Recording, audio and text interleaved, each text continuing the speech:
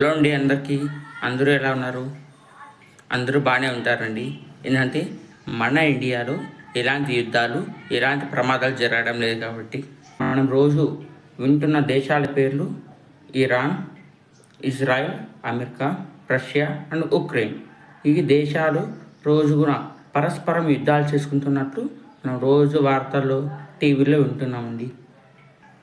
కొన్ని రోజుల క్రితం ఈ దేశాల మధ్య యుద్ధాలు జరుగుతున్నాయి, కానీ మన దేశానికి మనకేమీ ఎలాంటి ప్రాబ్లం లేదని మనమందరం అనుకున్నామండి.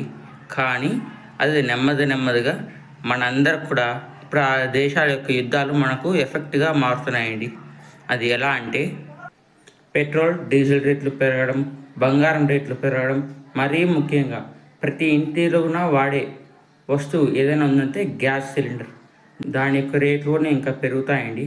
కారణం ఏమంటే గ్యాస్ యొక్క కొరత అండి. ఇంకా ముఖ్యంగా మనం చూస్తే ఈ గ్యాస్ కానీ పెట్రోల్ డీజిల్ ఇవన్నీ కూడా మనకు గల్ఫ్ దేశాలు అంటే ఇరాన్, ఇజ్రాయెల్ మరియు కువైట్ దేశాల నుండి మనకు పెట్రోల్ డీజిల్ ఇలా గ్యాస్ కానీ అన్నీ వస్తాయండి.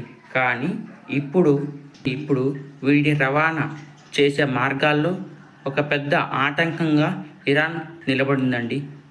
మన ఇండియన్ నేవీ వాళ్ళు ప్లస్ ఇరాన్ దేశానికి సంబంధించిన నేవీ ఆఫీసర్స్ అంతా కలిసి యుద్ధ విన్యాసాలు అనేది చేశారండి.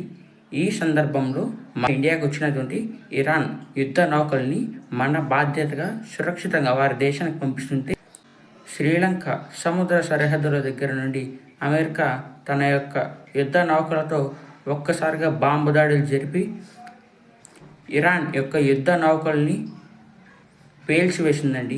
ఇరాన్ దేశం తన భూభాగంలో కనెక్ట్ అయినటువంటి హర్మూజ్ అనే సముద్ర తీర ప్రాంతం, అది 169 కిలోమీటర్ల పొడవు ఉండే సముద్ర తీర ప్రాంతం అండి. ఆ ప్రాంతం ద్వారానే కువైట్ దేశం నుండి ఇరాన్ దేశం నుండి చమురు కానీ ఈ గ్యాస్ కానీ అనేక రవాణా చేయడం జరుగుతుందండి. ఇలాంటి సముద్ర మార్గంలో ఇప్పుడు ఇరాన్ అనేది స్టాప్ చేసిందండి. అక్కడి నుండి ఏ ఒక్క షిప్ ప్రయాణించినా మేము ఆ షిప్ని పేల్చివేస్తాము అని ఓపెన్గా ప్రకటించిందండి. దీనివల్ల అన్ని దేశాలు నష్టపోతున్నారండి.